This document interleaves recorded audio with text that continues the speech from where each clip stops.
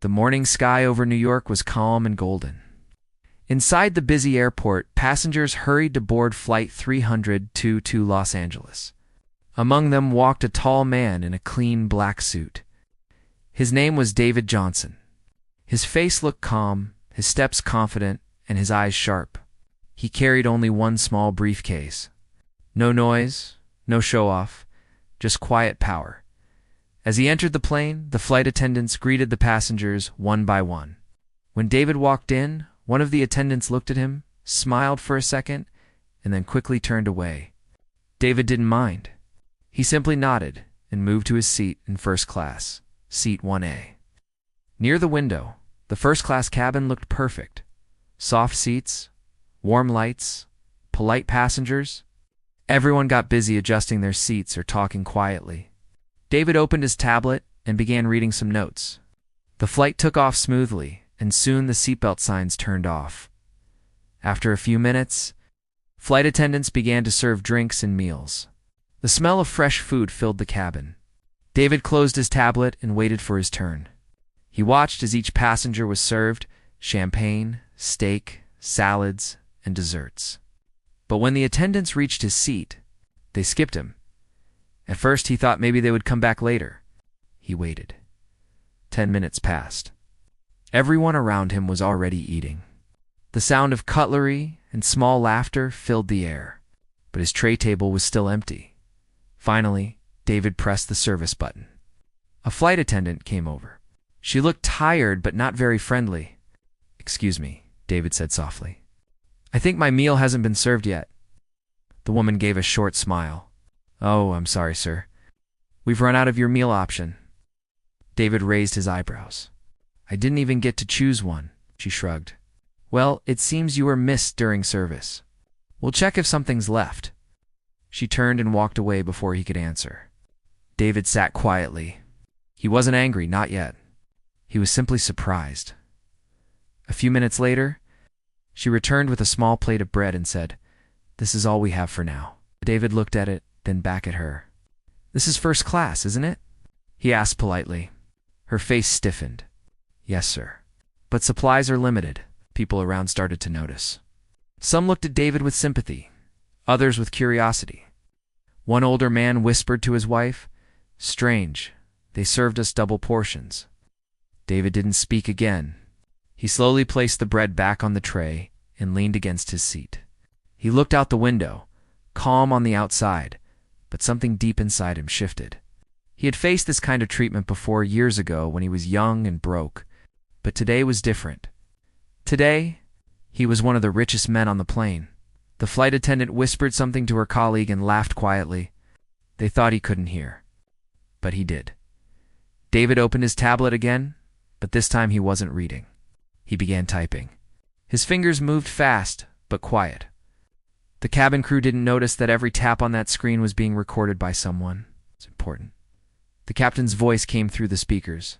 "Ladies and gentlemen, we'll be landing in Los Angeles in about 4 hours." David smiled faintly. He closed his tablet and whispered to himself, "For hours is enough." Outside, clouds moved slowly across the bright blue sky. Inside, the same crew who had ignored him were still laughing and chatting. They had no idea who they were dealing with, because the man sitting quietly in seat 1A was not just another passenger, he was the Black CEO of the company that partly owned this airline, and when the flight would land, their lives would never be the same again. David Johnson wasn't born into wealth. He was born in a small neighborhood where dreams were often too expensive to chase. His mother worked 2 jobs, and his father had left when he was only 8. Most kids around him talked about surviving the week, not changing the world. But David was different.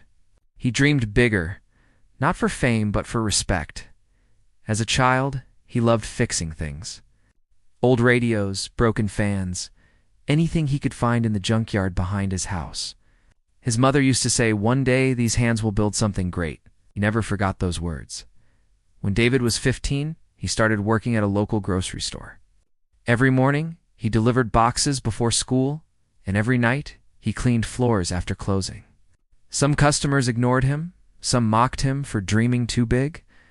Once, An old man laughed when David said, "I'll have my own company one day."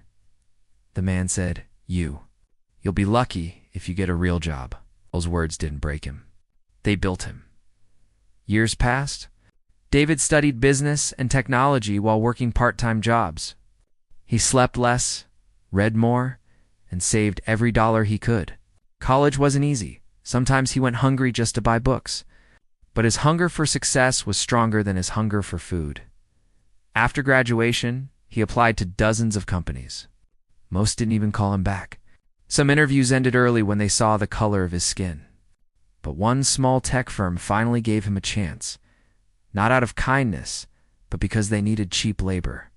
David didn't care. He saw it as a door, even if it was half open. He worked harder than anyone there. When others went home, he stayed late, fixing code, improving systems, and learning. In just 2 years, the company doubled its profits, all thanks to his ideas. But instead of a promotion, he got silence. His manager took the credit and said, "You should be happy with what you have." That night, David walked home in the rain, angry, but not broken. He promised himself, one day, I'll never have to ask for permission to be respected. He quit the next morning. He started his own company from a small apartment. There was no fancy office, no investors, just one old laptop and a vision. He called it Skylink Technologies, a software firm focused on improving airline systems and passenger safety. Everyone said it was impossible, but David didn't care. He had lived with impossible all his life. He spent years building, failing, and trying again. Some nights he slept on his office chair. But every failure taught him something new. Slowly, his company grew. First 1 client, then 2, then 10. His work was honest, smart, and fast. Big airlines started noticing his name. One day, an airline CEO visited him personally. "We want your system for our international fleet," the man said. That deal changed everything. Within 5 years, Skylink became one of the top companies in aviation technology. David became one of the youngest and most powerful black CEOs in the country. But despite all the success, David never forgot where he came from. He still visited his old neighborhood, helped small businesses, and gave scholarships to students like him. For him, money wasn't power, respect was. That's why. When the flight attendant ignored him on that first-class flight, it wasn't about food. It was about something deeper. It was about the same disrespect he faced as a poor boy, just hidden behind polite smiles and expensive uniforms. As he sat on that plane, memories of all those years flashed before him. The laughter, the rejection, the struggle. He realized the world had changed around him. But some people still hadn't. He looked out the airplane window at the clouds and whispered, "I worked too hard to be invisible again." He decided this flight wouldn't end like any other. The people who thought they could treat him like a nobody were about to learn exactly who David Johnson really was. The flight was halfway through its journey. Outside the window, white clouds floated peacefully, but inside the cabin, silence sat heavy around seat 1A. David Johnson looked calm, but behind his eyes a storm was growing. The air smelled of roasted chicken and coffee, yet his tray was still empty except for a dry piece of bread. The passengers around him were finishing their meals. One woman complimented the chef. Another asked for dessert. The flight attendant smiled and moved gracefully through the aisle, graceful to everyone except David. He pressed the service button once more. This time, a younger flight attendant came over. Her name tag read Emma. Her smile looked polite, but her tone was sharp. "Yes, sir. You need something?" David looked up, still calm. "I asked for my meal earlier. I was told it would be checked." Emma nodded slowly, pretending to think. "Right. I believe we didn't have your selected option available." David raised his eyebrow. "I never got a menu to select from." She gave a quick laugh. "Oh, maybe you missed it when we passed by. Anyway, we don't have much left now." Her casual tone hit harder than her words. Other passengers started glancing at them. David spoke softly but clearly, "So there's nothing left for me to eat?" Emma looked uncomfortable. "Well, there's a small salad, or maybe some snacks from economy." David paused for a second, then said, "Economy. Yes, sir, she said, with a polite smile that didn't reach her eyes. There was a brief silence. Even the sound of the engine seemed to fade for a moment. David leaned back in his seat. No, thank you, he said quietly. Emma nodded and walked away. As she passed another attendant, she whispered something under her breath, and both laughed softly. David didn't need to hear the words. He had heard that kind of laughter before years ago, when people didn't believe he belonged in certain rooms. He looked around. Some passengers were pretending not to notice, but one older woman caught his eye. She gave a small nod, as if to say, I saw that too. David smiled politely, then turned his tablet back on. But instead of reading, he opened a private file. It was a direct contact form, one that only high-level partners and executives of the airline had access to. With a few quiet taps, he began typing a message. Subject, Urgent Flight 302 service issue. He didn't complain. He simply wrote the facts, the treatment, the words, the attitude. But at the end of the message, he added one line, I believe this crew has forgotten who they work for. When he hit send, he closed his tablet slowly, as if nothing happened. His face showed no anger, just quiet power. Minutes later, Emma passed by again, collecting trays. She didn't look at him. Another attendant followed, whispering and giggling. David didn't respond. He simply adjusted his tie and stared out of the window, watching the clouds fade into a sunset glow a few seats away. The captain's voice came over the speakers. Ladies and gentlemen, we are beginning our descent into Los Angeles. Please fasten your seatbelts. Kama walked by again and smiled briefly. Hope you had a comfortable flight, sir. David met her eyes for a second and said, Yes, very comfortable. His tone was calm. But something in his voice made her pause. She walked away quickly, not knowing that the man she had disrespected was not just any passenger, but a major stakeholder in the airline itself. As the plane descended, David looked out the window one more time. The city lights of Los Angeles sparkled like a million tiny promises. He whispered under his breath, Respect. That's all it ever takes. And as the wheels touched the ground, he smiled faintly. The crew thought the flight was ending. For David Johnson, it was just beginning. The plane touched down on the runway with a soft thud. Passengers clapped lightly, happy to have arrived safely. The evening sky over Los Angeles was orange and gold, glowing through the plane's windows. For most people, it was the end of a peaceful journey. But for David Johnson, it was the quiet beginning of something much bigger. He sat still in his seat as the plane slowed down. His face looked calm, but his eyes carried a silence that could cut through glass. The attendants began to smile and thank passengers for flying with them. Their voices were sweet, their faces relaxed. They had no idea what was waiting for them outside. As the plane reached the gate, the captain's voice came through the speaker. Ladies and gentlemen, welcome to Los Angeles. Local time is 6:30 p.m. Please remain seated until the seatbelt sign is turned off. David looked around. People were already stretching, opening overhead bins, and calling family members. The first-class attendants walked by, checking seatbelts and smiling as if everything had been perfect. When Emma, the younger attendant, passed by David's seat, he gave her a polite smile. She returned it awkwardly, pretending not to remember how she had treated him hours ago. Within minutes, the seatbelt sign turned off. Passengers started leaving the plane. Luggage rolled down the aisle, and polite goodbyes filled the cabin.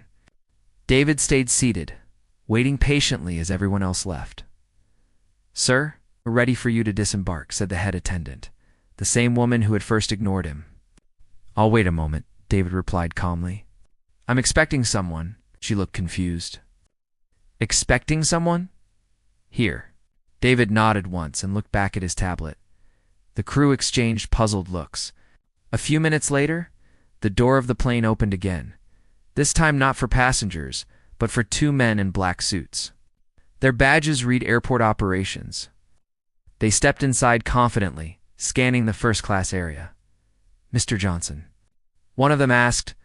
David stood up slowly. Yes, sir. The airline representatives are waiting for you at the terminal. The head attendant frowned. Wait, what's going on? The man ignored her and said, Please, this way, sir. David nodded and began walking down the aisle. Every step he took felt heavier than the one before. The crew whispered behind him, unsure if he was in trouble or important. When they reached the door, one of the officers turned to the captain and said quietly, "You and your crew are requested to remain on board until further notice." The captain blinked. "What? Why?" "Company matter," the man replied. The attendants looked shocked. Emma's face lost its color. The head attendant whispered, "This must be a mistake." David paused at the doorway and turned around. His expression was calm, but unreadable. "Thank you for the flight," he said softly. "I'll make sure to remember it." Without another word, he stepped off the plane and walked down the jet bridge with the two officials beside him. The echo of his footsteps faded slowly, leaving a heavy silence behind. Back inside the cabin, the crew sat nervously. The captain tried to contact the ground office but was told, "Please wait for further instruction." Minutes turned into an hour.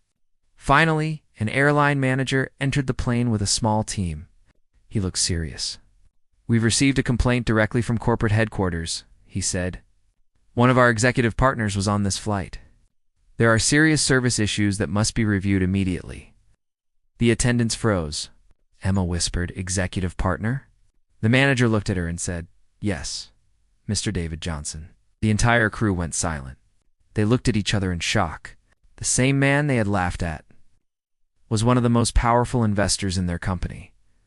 Outside, David walked through the terminal quietly. His phone buzzed with a message from the airline's chairman. "We received your report. Handling it immediately. Thank you for bringing this to attention." David looked up at the bright signs of the airport and smiled faintly. "Respect," he whispered, "always finds its way back." For everyone else, the flight had landed hours ago. For the crew, their crash was just beginning.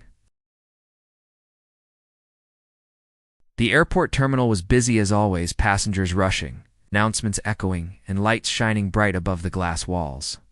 But in one private meeting room near Gate 47, the atmosphere was completely different. It was silent, cold.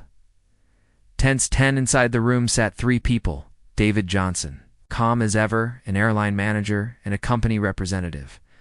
A cup of untouched coffee rested near David's hand. He didn't need it. His patience was his power. Across from him, the airline representative, a nervous man in a blue suit, cleared his throat. "Mr. Johnson, I want to personally apologize for what happened on your flight. We are deeply sorry for the treatment you received." David looked at him quietly, his eyes steady. "I'm not here for an apology," he said in a calm voice. "I'm here for understanding." The man nodded quickly. "Of course, sir. We are investigating the issue immediately. The cabin crew is still on board, waiting for instructions." David leaned forward slightly. "I want them brought here." The man hesitated, his voice shaking. "Sir, you want to speak with them directly?" David's tone didn't change. "Yes, I believe lessons are better taught face to face." Minutes later, the door opened. The flight crew entered the room, the captain, the head attendant, and Emma, the young attendant who had denied him the meal. Their faces showed fear and confusion. They didn't know who this man really was. David looked at them one by one. "Please sit," he said. His voice was soft, but carried weight. No one moved. Finally, they sat down slowly. The airline representative started to speak, but David raised his hand. "No need. I'll handle this." Turned his gaze toward the attendants. "Do you remember me?" Emma nodded nervously. "Yes, sir. You were in seat 1A, correct," David said. "Do you remember how you treated me?" Her lips trembled. "Sir, I was following procedure." "We didn't have enough meals," David interrupted gently. "You didn't have enough respect. That's what you didn't have." The room fell silent. The other crew members stared at the floor. David stood up slowly. "Let me introduce myself properly," he said, his voice calm but sharp. "My name is David Johnson. I'm the founder and CEO of Skylink Technologies, the company that manages your airline's communication systems and training software. In simple words, I help keep your planes flying safely." Emma's eyes widened. The head attendant's mouth fell open slightly. The captain's face turned pale. David continued, walking slowly around the table. "I've built partnerships with this airline for almost 10 years. I've trained hundreds of your staff. I've sat in many meetings where we spoke about equality, fairness, and respect. And yet today, I watched your team forget all of it. For what? A face you didn't recognize?" The room stayed silent, except for the faint sound of David's footsteps. He stopped near Emma. "You laughed. You joked. You ignored me not because of food, but because of assumption. You saw a black man sitting in first class and decided he didn't belong there." Tears welled in her eyes. "I'm sorry, sir. I didn't mean to disrespect," David interrupted gently again. "Intent doesn't erase action." He turned toward the airline representative. "This isn't about me being hungry. It's about the system that allows people like this to think it's okay." The man nodded quickly. "Understood, sir. We'll take full action immediately." David looked back at the crew. "I don't want you fired for revenge. I want you to remember this day. Every passenger you serve could be someone who once dreamed, worked, and fought to sit in that seat. Don't ever make anyone feel small again." He walked toward the door, then paused. "You can keep your job," he said softly. "But you will attend mandatory training, the one I personally created about equality and human respect." As he walked out, silence followed him like a shadow. The crew sat frozen, realizing they had been schooled, not by anger, but by grace. Outside, David walked through the terminal, blending into the crowd. The same people who once ignored him now looked at him with silent awe. He didn't smile. He didn't gloat. He simply whispered, "Respect isn't given. It's shown." For the first time that day, he finally felt full, not from food, but from justice. The next morning, the city of Los Angeles woke up to headlines that spread across business papers and online news feeds. Black CEO exposes discrimination on first-class flight. Airline promises full investigation. But David Johnson wasn't reading the news. He was sitting by the window of his hotel room, watching the sunrise touch the tall buildings. A warm cup of black coffee rested beside him. He didn't look proud. He looked thoughtful. For him, the incident wasn't a victory. It was a reminder. He opened his laptop. There were dozens of emails from journalists, other CEOs, and even the airline's board. Some offered support, others wanted interviews. But David ignored them all. Instead, he opened a blank document and began typing. Respect should never depend on what someone wears, where they sit, or how they look. It should live in the heart of service. He saved the file under the name New Training Module, Human Dignity. Across the city, the flight crew from yesterday was gathered in a quiet training room at the airline headquarters. None of them had slept properly. Their eyes were tired, and their hearts heavy. They had been ordered to attend a special session led personally by David Johnson. When David entered the room, silence filled the air. Everyone stood up, nervous and ashamed. David nodded once and said, "Please sit." He didn't begin with anger. He began with a story. "When I was a child," he said, "my mother worked double shifts. She was a cleaner in offices where no one even looked at her face. But she always told me, kindness costs nothing, but it changes everything." He paused, letting the words sink in. "Yesterday," he continued, "I saw how easily people forget that lesson. I wasn't angry because I missed a meal. I was disappointed because I saw how quickly respect disappears when status changes." The attendants sat quietly, listening like children learning something new. Emma, the young attendant, finally spoke.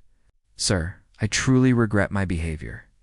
I didn't realize how wrong I was until it was too late." David nodded. "Regret is a start. Change is the goal." He walked to the whiteboard and wrote one word, respect, in bold letters. "Every passenger," he said, "is a human being first. Not a seat number. Not a color. Not a class. Remember that, and you'll never fail your job again." For the next 2 hours, David trained them not about rules or meals, but about values.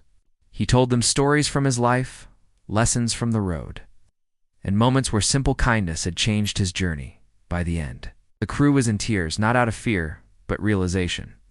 They understood that their mistake had become their greatest teacher. As David ended the session, he said softly, "I'm not here to destroy your careers. I'm here to rebuild your conscience. The attendants stood up, clapping quietly.